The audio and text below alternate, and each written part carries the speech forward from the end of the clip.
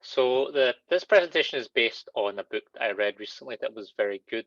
It's a very big book, and it goes into a lot of anecdotes and research into many different companies of Fortune 500. And it's also kind of based on The Good to Great by Jim Collins. And it talks about compounding talent and having the right leadership skills. So I think it's applicable to all of us because some of us here are business owners and also investing in businesses. We need to invest in businesses that have a good team and good leadership. So let me see. So Naval Ravikant did say there's 3 forms of leverage. So it would be, labor, money, and media. And media is more of the current modern day leverage, like code and internet, YouTube, things like that. And so labor is obviously that he calls the old leverage, which is using people. But I think we kind of cover a lot about money and media now. I kind of want to go back to labor and how that can still be utilized as leverage, because we seem to know a lot about using money and media as leverage, but not so much labor because it's quite an old form of leverage. So it's quite interesting he says that because in this world, it's basically a battle between being leveraged and unleveraged. People who are leveraged will ultimately win.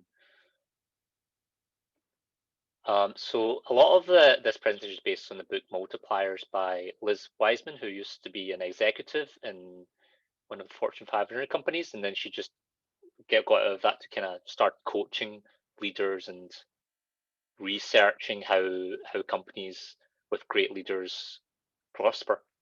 And a lot of it is based on this book. So just the outline of being what she calls a multiplier. So there's an effect of being a multiplier. It compounds and helps to increase the value of a business. And there's also a diminisher, which is the opposite, which is someone who diminishes talent and ability rather than multiplies it. And there's 5 disciplines that Liz Wiseman has discovered from her research that creates a multiplier, and there's opposing 5 diminisher types. Now, not everybody is trying to be a diminisher. We're not trying to make people worse off. Like it's kind of accidental based on our kind of personalities, and that's kind of what we go into today. So it's basically how you can become a multiplier and some exercises you can do. So the question introduction is, what kind of leader do you want to be or think you are, honestly? Like, do you want to inspire others to learn, to grow, and to be their best? Or, innately, do you just really love the power and attention that's offered by that leadership position? As humans, we love attention and power, right? So it's just innate. So asking yourself honestly, which one do you think you are more drawn to, really? So if this latter describes you, it's not necessarily that you're a terrible person. We all want, as I said, we all want to feel like we're important, that we're listened to, that we're respected, and we all like that, have that power and control. So it's kind of a human nature, isn't it? So, but it's important to recognize the way that we approach leadership. It can significantly impact other people's lives and also your own in a positive or negative way. A lot of shows like The Office that we've probably all seen, it kind of has these bosses that we like to laugh at and ridiculed because they're kind of like our bosses in modern day life. So a good boss is a multiplier. They increase your capability and contribution and even more, and a bad boss is a diminisher. They suppress your capability and your contribution and cause you to stagnate and the company to stagnate. It's just in addition, like, do you want your employees to love you, be inspired or motivated by you, and grow and excel because of you, or do you want your employees to wish you harm if they met you in a dark alley? And that's the feeling that employees tend to get when they're exposed to a diminisher, whether you know or not. So the diminisher basically squashes all ideas other than their own. They concentrate on themselves, giving themselves credit, elevating their own status above others. And if an employee has a great idea, their insecurities of Diminisher may strive to shoot it down and promote their own idea, saying my way is right, my way is better, your way is wrong, do it my way, kind of thing. This causes a bit of resentment in employees, and it kills respect for the boss. And employees will just hate coming to work and not bother coming up with ideas, not bother sharing ideas. So you're basically the Diminishers diminish motivation and creativity in others, which is very bad for a company, obviously. So multipliers, they're more at ease at their own skin. They're confident in their own abilities, and they don't care about getting credit for things. Their aim is basically to use their talent to bring about the best in others, so that others do the work and excel. And also that means less work for them. And they have the ability to identify the strengths of their employees, the strengths of other people, and concentrate on that strength, and then use that strength as a resource to help everyone grow, the company grow. So the main question you want to ask yourself as a multiplier is, how can I inspire someone today? They always ask themselves that. So a multiplier is basically a genius maker. So they make everyone around them smarter and more capable. They extract their true potential and help them to grow. They create a collective intelligence and growth in their team. So they're also talent magnets. So talented people will be drawn to them. A players will be drawn to them. They want to work with them for them. They want to learn and grow by working with them. I'm sure a lot of people want to work with or in a company by Elon Musk or Steve Jobs or Warren Buffett. They want to work near them because they are these talent magnets, and that's how important it is to be a multiplier. So the cycle of attraction is basically A players, they get utilized, they grow, and they become A plus players. They get recognized and then increase the market value. They get offered more opportunities, and the place that they are growing in, like for example, let's say you're growing in Tesla, that reputation for working there grows, and everybody wants to work there, and they attract other A players, and it's a cycle of attraction. But whereas if you're a diminisher, the A players, they don't grow, they get boxed, limited, they become B players, they lose confidence, their market value decreases. This reputation of this place is just not that good. People don't want to work there, and they just attract lower quality people. So it's a decline, a cycle of decline. So that's how bad it can be if you're an unknown diminisher versus a multiplier. So a diminisher in opposite is a genius killer. They believe that their genius is rare. They think that they're the only ones capable of creating good ideas and successfully running a business. So some leaders seem to drain intelligence ability, people around them. They focus on themselves basically, and they want to be the smartest person in the room, and that kind of affects everyone else, diminishes everyone else. So for them to look smart and important, other people kind of have to end up looking dumb, right? So why multipliers? Why be a multiplier? There's more intelligence inside our own organizations that we are using inside of all organizations. In 2011, after assessing hundreds of executives in the book, so it was found that managers were utilizing only 66% of the people's capability. So that's similar to like you paying $1 for resources but getting only 0.66 in capability. So you're actually wasting 34% of that talent, of that resource, of that human. And the multiplier effect is a quote from Bono from U2. He's the singer. So he once met the British Prime Minister, William Gladstone, and he was left feeling that he was the smartest person in the world. But after meeting his rival, Benjamin Disraeli, he left thinking he was the smartest person in the world. So I think you want to aim to be Benjamin Disraeli in this example. So why do you want to be a multiplier? Basically, you get more from your people, and the data sets from the book showed that multiplier leaders extracted about 2 times more from their staff than diminishers did. So imagine what you could accomplish if you could get twice as much from your people. And in interviews with employees of Fortune 500 companies, a lot of them said that they feel they have a lot more to give, but they just feel underutilized and are not listened to, and they don't grow. They're just limited. And then others that of multipliers companies, they say that they feel like the leader's getting 120% more from me because I'm growing and getting better. So also you'd get a bonus output because if staff are growing, getting smarter, you get even more out of them, right? So that's how important this is, because you're getting a compounding resource. It's leverage, and it creates a competitive advantage if you adopted multiplier. practices. So just a quick study by Carol Dweck. She found that if you gave children a series of harder puzzles and praised them for their intelligence, the children would actually stagnate because of fear of reaching the limit of their intelligence. But if you actually praise the children for the hard work, it actually increased the children's ability to reason and solve problems. So when the children were recognized for the efforts to think, they created a belief and then reality that allows them to grow. So research shows that in bad environments, also in diminished environments, for example, the children's IQs dropped. But when poor children were adopted into middle class households or upper class, their IQ rose 12 or 18 points.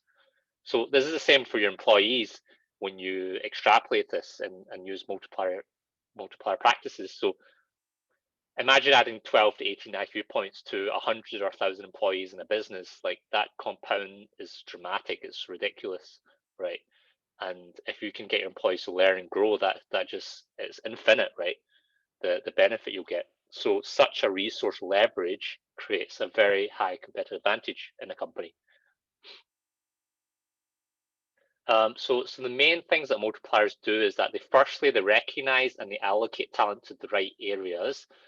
So it doesn't matter if the employee, has a college degree. Like, they look at what fits their skills. So what comes natural to them, they have to watch them and see what makes them smart, and they work to help them to grow that strength and skill and put them in the right role for that skill. So they praise specific qualities. So if you're good at something, like you say, Nadav, you're very good at analyzing companies and getting into the details. I would say, Nadav, you're very good at numbers and the analysis of things. So I praise you among the group. And that puts you in the role of, knowing that's your talent and strengthening that skill. And we can all obviously utilize everyone's skills in the group. And we all bring our best strengths to the front and help everyone in the group. So the multiplier also removes obstacles. They'll help see what's maybe holding them back, what might be less suited to their talents, and take them out of that role and put them in the role that excites them, that complements their identified talents. So anything that they see might be blocking their contributions, they'll help them take that away. And it takes a strong leader to really take the time and to kind of watch someone and see what's stopping them and what's their strengths are. And lastly, a multiplier is not afraid of setting someone free. So if your employee has grown so much and they've hit a limit in their position with you, they can't grow or flourish anymore in that position. They may need a new environment, like they may need a new position elsewhere. So naturally, eventually someone will outgrow a mentor or a leader, and you just need to let them go. And by letting them go, they give you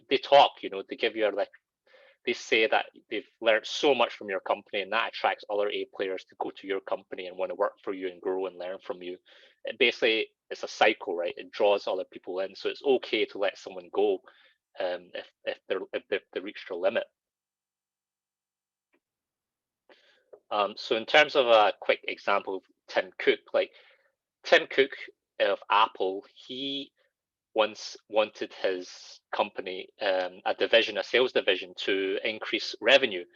But he didn't want to add any more people. He didn't want to hire any more people, which was the effect of adding more resources. So Tim was actually encouraging multiplication, higher growth by better utilization of existing resources in his sales division without hiring more people. His sales executive argued that they need more people to grow revenue. How is it possible any other way? But so Tim just kind of utilized the people and the talent that was already there and was able to multiply that sales division and achieve year-on-year growth in the double digits without adding any more people. So he did this by gathering key players in various job functions. He studied the problem and he worked collaboratively to develop a solution. So he just basically leveraged the resources already had a lot better and multiplied it. So basically, most people in an organization are, I would say, underutilized. All capability can be leveraged with the right kind of leadership, and intelligence capability can be multiplied without requiring a bigger investment in human resources. This is quite a story of a diminisher. Basically, this man in the company, Jasper Wallace, he was thinking he was the smartest person in the room, basically. So, and he had a lot of ideas, and he wouldn't be able to lead a team properly. Every week he would say to the team, let's do this, let's do that. And it says here that his director of operations would say, he'd tell us on Monday we need to catch up with compare X and we need to get done this week. And then he'd throw a scurry and say, we need to do this, we need to do that. And then eventually he'd begin a new goal the next week. So he's just given all these ideas and his team just wouldn't be able to follow or catch up. And this is basically a diminisher quality, even if he means it or not. There are people who just have so many ideas and they just throw it out to their team and say, do this, we need to do this, we need to do that next week, another thing, So he kind of utilized the logic of addition. So he kind of just added more and more people into his organization, but that kind of created a bottleneck. And eventually, things caught up with him, and it seemed like he was losing market share, and basically they had to remove him from the company because he was this diminisher. But it wasn't until he lost so much money for that company that they discovered this, and then they fired him. So they basically lost a lot of money because of this, and it's very critical to a company, I think, to distinguish between a multiplier and a diminisher, and let them go if they are not right. So multipliers versus diminishers, there's 5 types, as I mentioned earlier. So there's the talent magnets, there's the liberators, there's the challengers, debate makers, and investors, and they get 2 times results out of their people. Whereas the opposite, the empire builders are the diminishers, the tyrants, the know-it-alls, decision makers. They make their own decisions within their own little group, the micromanagers, and they utilize less than 50% of results out of people. So the key messages are that diminishers underutilize people, they leave capability on the table. Multipliers increase intelligence and people in organizations. People actually get smarter and more capable around them. And multipliers, they can leverage the resources and get 2 times more out of the resources by turning their most intelligent resource into intelligence multipliers. This is just the spectrum of diminisher to multiplier. So a lot of us will tend to be in the accidental diminisher region because we just don't know that we're doing it.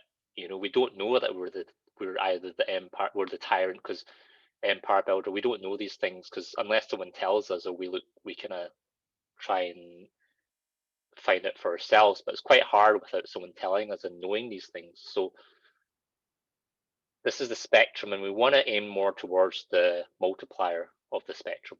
If you're a diminisher, you're basically like Adolf Hitler. You're trying to be a diminisher. Most people are accidental, as I said. So the diminisher end of the spectrum is that you're dictatorial. You're dictatorial, unwilling to listen. You criticize everyone. You have a delight in berating people.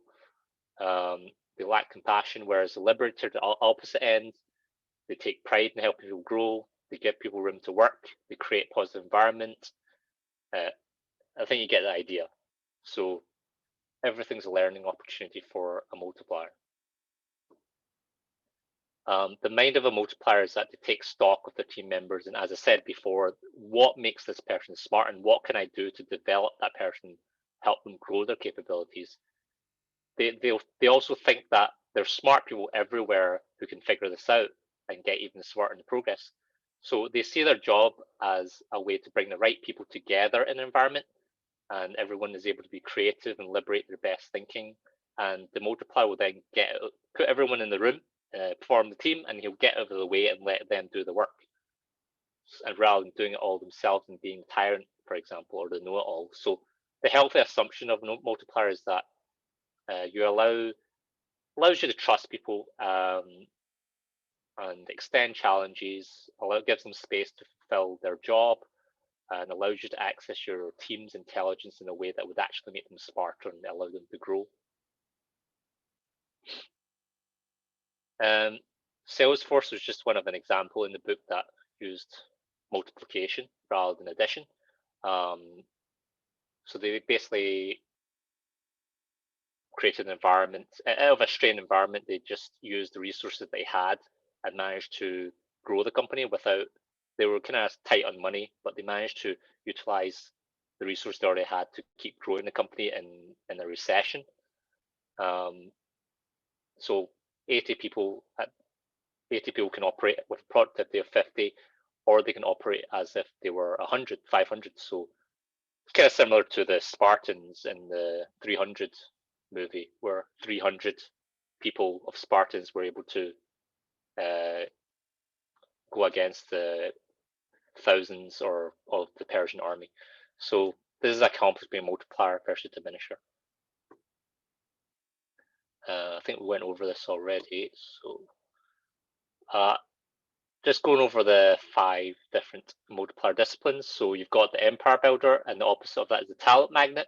So the Empire Builder, he brings in great talent, but they're underutilized because they think that themselves are the best, and they hoard the resources for themselves. But the Talent Magnet, they access the best talent, and people flock to work knowing that they will be utilized and developed and ready for the next stage. So the basically 4 talents of a Talent Magnet is that you appreciate all types of genius, and you look for talent everywhere. Everyone's good at something, right? So they find out what makes them tick, what they're good at, what their strengths are, and they utilize them to the fullest. They put them in the right role and position, and they shine a spotlight in them. They tell them, the whole group, what they're good at, and they remove the blockers, the obstacles, and they get out of the way for them to do their work. So you're basically a genius watcher, and you name the genius where you bring out that talent to the whole group, what it is. So this is just a screenshot from the book about the two opposing forces. So the second one is the Tyrant versus Liberator. So the Tyrant obviously creates a tense environment, suppresses people's ability to think and their capability as a result. People hold back, they don't bring up any ideas, because they don't want the tyrant to shoot them down or disagree with them, and they work very cautiously, so they're very limited. Whereas a liberator, he creates a intense environment that requires debate, requires people's best thinking, and as a result, people want to offer their best and boldest thinking and give their best effort. They have to be appreciated, and that's what a liberator is. It liberates your creativity and your ability. So to do that, a liberator will create the space. They create a space for you to think, right? They allow you to make mistakes. They allow you to learn, and they release others by restraining yourself. Like, you try to just let them do their work. You kind of move away, put them in the right position, move away, let them do the work, and trust in them. And so that, just by letting them learn from mistakes, you're generating rapid learning cycles for your employees. And they just learn and grow. Like, as a tyrant, you want to take control of everything because you're afraid of, you think this should be done this way, but by you doing that, you're actually taking away the opportunity for your employee to learn and make mistakes and learn. Like, mistakes have to be made to learn. So to become a liberator, you're basically playing your chips. Like, you don't throw them all at once. You're just playing bit by bit and allowing that other person to grow, rather than putting all of your ability, using all of your skills to take away someone's learning opportunity. So you also will make your mistakes known. You'll tell them if you made a mistake. You won't just say, I'm the best and I don't make any mistakes. Like, you're honest, basically, as a liberator as well. The know-it-alls, you can guess, are basically people who think they know everything. So they limit their organization, and just they do everything themselves. And the organization has to use all their energy to think what the boss is thinking. Whereas the challenger, they challenge people to go beyond what they know how to do. They kind of aim a bit higher, and as a result, they get an organization that understands the challenge and the focus energy to take it on. So the 3 practices of a challenger are: they would seed the opportunity, they showed the need of it, they challenge the assumptions, they reframe the problems, and they create a starting point for their team to work on and grow. They lay down the challenge, they ask the hard questions, and they let the others fill the blank, and they just step away. So basically becoming a challenger, you're basically adding leading questions. You're bringing the whole team together to think of solutions, and you're taking it massive baby steps. Decision maker versus debate maker. So decision makers tend to have a small group of people that they talk to rather than the whole, everyone. So they have a small inner circle that they trust. And they kind of leave the whole of the organization in the dark. But a debate maker, so they'll engage everyone in the company and bring the issues up front and get creativity and ideas from everyone in the company and discuss it rather than just a small group. Because everyone is good at something, everyone has their own talents. So the practice of debate maker, they frame the issue, they define the question, they assemble data, and then they spark a debate amongst everyone in the organization, and they make it okay for you to give your idea. They create the safety for you to give your idea. They're not going to shoot you down or insult you or criticize you or put pressure on you. They want you to give your ideas out, and that's the only way you can get people to volunteer ideas. So that's basically the difference between a decision maker and a debate maker, to get the most resources from your people and most money and resources. The last one is the micromanager versus the investor. So the micromanager, as you expect, he manages every detail in a way that creates dependence on a leader, and you need them basically to get anywhere. So the investor gives other people the investment ownership they need to produce results independent of the leader. So the three practices of the investor is that they define ownership. Like they'll say that you have the ownership. I'm not the owner. You do the work and you take ownership. You're the leader, and this is the goal, and I'm going to let you do it. I'm going to step away. So they'll invest all the resources to teach and coach them and provide backup if needed, but they're not going to do everything for them. So they'll hold people accountable. So they'll be like, you're accountable for the results of what happens, and I'm going to step away. So, and they expect them to complete the work, and they respect natural consequences. Like if that person fails, they let them fail, they let them learn, they just respect whatever's natural to happen because they need to learn from mistakes. So they let them make mistakes. So in order to become an investor, you have to let your team know who's boss. Like the person who's the leader of the team, they're the boss, not you. You let them, whatever happens, you let them learn from mistakes, and you ask them to always come up with a fix, a solution. You're not going to give them the fix, you're not going to give them the solution, and you might help a little bit, but you always hand back the pen. You always hand it back to them to continue their work. So Ella Bat was the story of the investor. So she basically helped. She was in India and she helped a lot of self-employed women. She created an organization called Self-Employed Women's Association, and so it was a very successful organization for self-employed women, and it was very easy for her to become elected every year as the general secretary of this organization. And she could be elected every year if she wanted to, but she didn't decide not to do that. She kind of gave the leadership away. So she would turn over responsibility of running it to newer and younger leadership, and personally invested her time and energy into educating other members and helping them grow and taking the reins from her.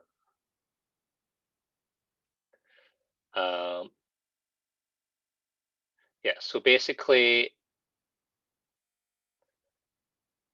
yeah,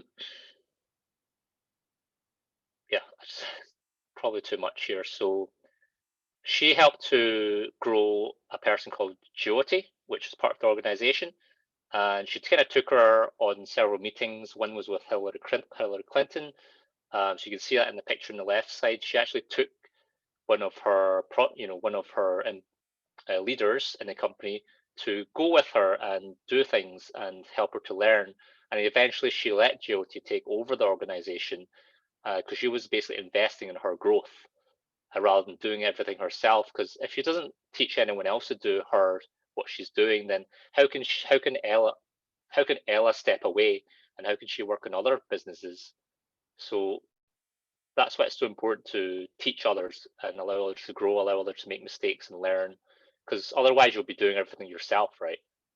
And you can't grow, you can't invest in other places. You're always stuck in one position. So you can see at the bottom here that she actually then created a bank, and she created a housing trust, and then she created a corporate federation, an insurance company, an academy.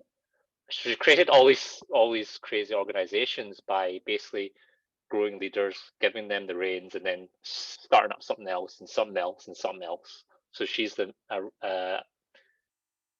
good example of an investor.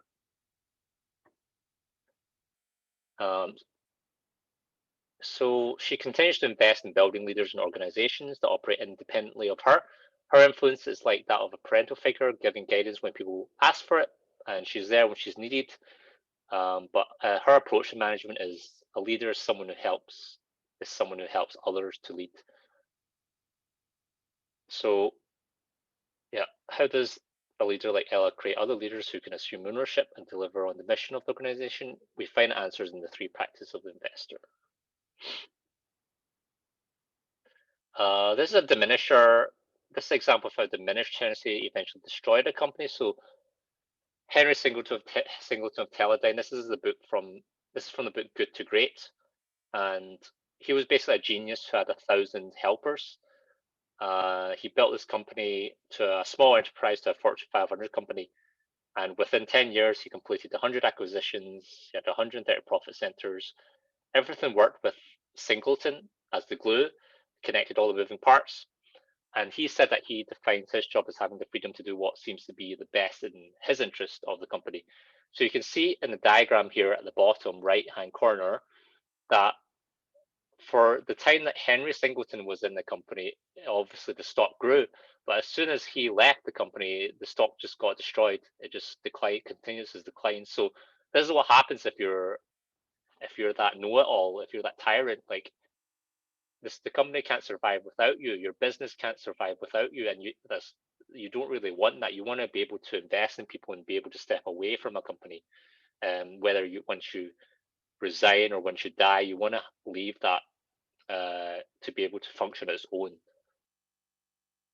Or even if you want to go on holiday as an investor, you want that company to keep running without you. That's why you need to train talent and be a multiplier. And then, so Forbes said that Singleton, he'd win no awards for humility, but he was the man, right? He was always wanting to be the #1 person, and that was the problem. Like, it's basically all him. He didn't train anyone. He wanted all the attention, he wanted all the power, and eventually the company just died when he left.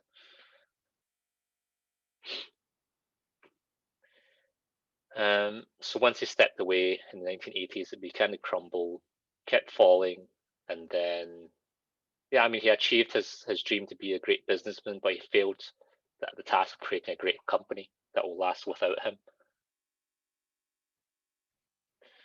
So if you don't multiply and grow your team and nurture successors once you're gone, your company will die. Just because you want to be the most important person in the room, the special CEO, that's all just ego, and that's eventually leads to the downfall of companies. So I think if you're investing in companies, looking into companies, it's very important to look at the team.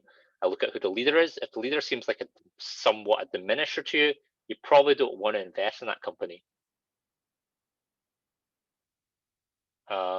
So it's just another example. Or Ray McDonald, he was another one of these kind of people who, he was the smartest person in the room, and as soon as he left, the Burroughs Corporation, which was the company he managed, as soon as he left, it just died, because he never trained anyone to do anything. He was always the #1 man. He never kind of gave the control to anyone else. Another example of Rubbermaid, same thing happened where the CEO was a bit of a tyrant, and as soon as he stepped away, the company basically died. So this guy Gall would routinely work 80-hour weeks and expect his manager to do the same. he's extreme tyrant, and Rubber made the stock rose dramatically under his tyranny, but then it dramatically declined as soon as he departed. Eventually, it got bought over. So I want to just go over accidental diminisher tendencies. So things that we don't know that might be diminishing other people. So there's 10 types of accidental diminisher tendencies here. As you can see, the idea guy, the guy who always has so many ideas, who just has an idea every week and tells his team to do this, to do that, but they can't even complete one thing. So that's actually a diminishing tendency. You might think that all your ideas are great, but if you just don't give your team a focus, one thing to work on and achieve, and just throwing out all these ideas, it doesn't really help. So in the book, it does tell you all of these tendencies, like the intentions of them, the outcome, the workarounds, and some experiments you can do, exercise to kind of solve that problem. So, for example, let's talk about the idea guy. Their intention is for their ideas to stimulate ideas in others. They think that's a good thing, but the outcome is that they overwhelm others, and they shut the other people shut down, and they spend time chasing the idea guy's idea after the next idea. So the simple workaround is to create a holding tank. Before sharing new ideas, you stop and ask yourself if you want the people who work for you to take action now. If not, then hold off sharing and save that idea for later. So the learning experiments are extreme questions with your team, and then making a debate with your team of what to work on, things like that. So you might not know what accidental diminisher tendency you have, so you kind of need to talk to your peers for that, because they'll see it. And there's also quizzes you can do from this book, that'll tell you they'll ask like several questions, and then it'll tell you what you are most likely. But also you might be able to realize yourself, reading all these different types of diminishing tendencies, what you might be doing accidentally. So to decrease your accidental diminishing tendency, you want to seek feedback from your peers. You want to lead with intention. You want to practice all the workarounds, learning experiments, and do less and challenge more. So, sure, I had one. I did the quiz myself, actually. So, yeah. So basically, you want to strengthen your multiplier disciplines. So leaders with a small number of strengths are viewed more highly than leaders who have a broad base of capabilities. Of the 5 disciplines, you have to identify your strongest area and then build a deep and broad repertoire of practices that allows you to excel at that discipline. So you could either be a world-class challenger or a resounding talent magnet. As long as you have 1 or 2 really strong skills, that's most important. So you can invest your energy wisely and progress from good to great by topping off one of your strengths. You also want to look for your extremes. Like if you have any of the diminisher tendencies, like an empire builder, a tyrant, a know-it-all, a decision maker, a micromanager, you want to maybe get one of those to a competency level, and then work on one of the competency levels to get you to the towering strength. And having just 1 or 2 of those will make you stand out and as a really strong multiplier. You don't have to have all of them. It's just 1 or 2 is the most important, having no diminisher qualities. So as I said, you can take a 360-degree assessment and from the multiplierbooks.com, and it'll identify your relative strengths along with diminisher multiplier continuum. So I took one of the quizzes, and they asked me one of these questions, and it said, you appreciate excellence and exactness, so you offer helpful critiques and point out mistakes to help other people improve their work. And I don't know what you guys would choose, but for me, I think I chose to a great extent. So I think I do a lot. So then it told me, Jonathan, you're most certainly an accidental diminisher. So it says, as long as you raise your awareness and put you on the path to becoming a multiplier, you can work on it and improve it. So yeah, I selected to a great extent, basically, that I do this, and they said that I have a perfectionist tendency. So where I'm offering suggestions of improvement and envision a masterpiece, others see it nothing but criticism for their work. They may feel that the work is never good enough, and they can be easily become disengaged and disheartened. So sometimes a 90% solution executed with 100% ownership is better than getting 100% right with a disengaged team.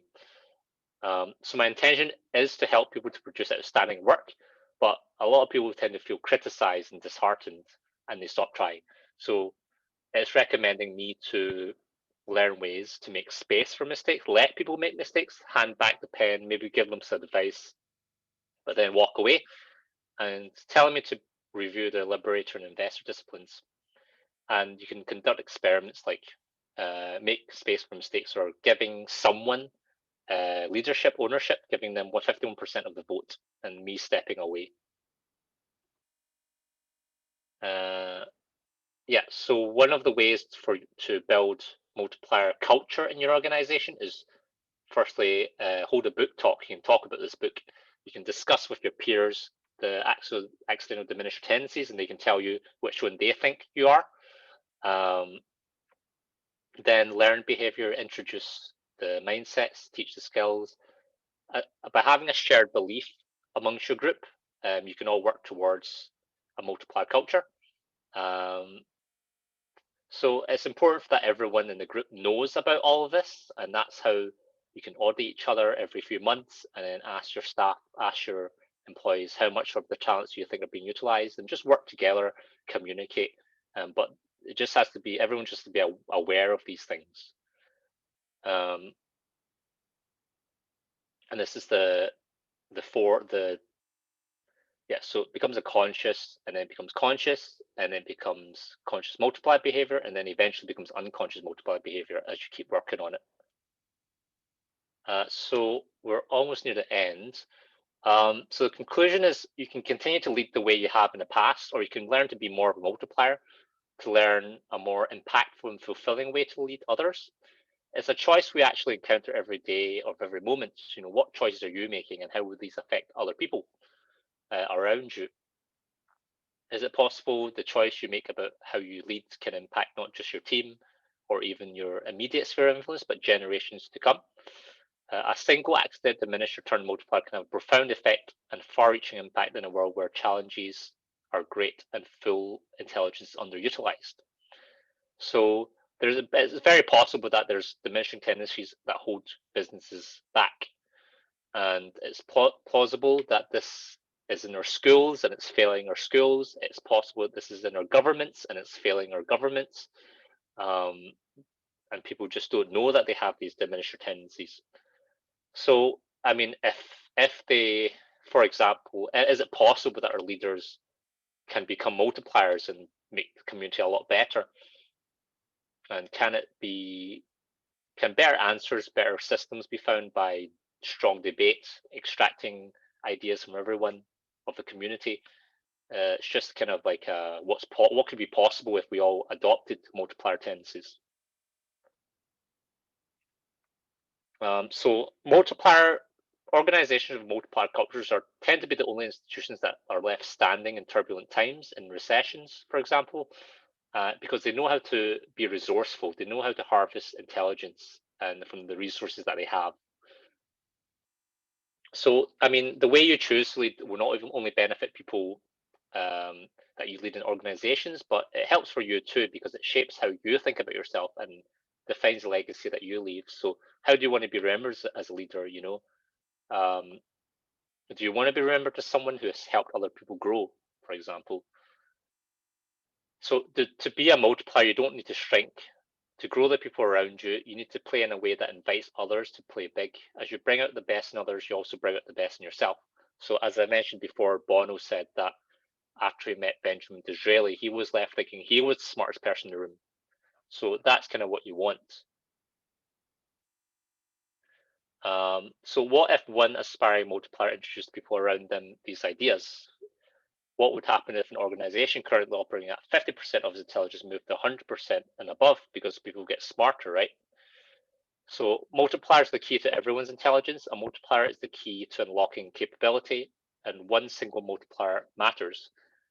And I just put a quote here from Elon Musk because I thought it was a little bit relevant. So Elon Musk thinks he's basically a multiplier, then he can unlock Twitter's extraordinary potential because he thinks he's a multiplier, right? So that's the end of my presentation. Sorry if it was a bit long-winded, but I'm going to try and make it more simplified and shorter in the future.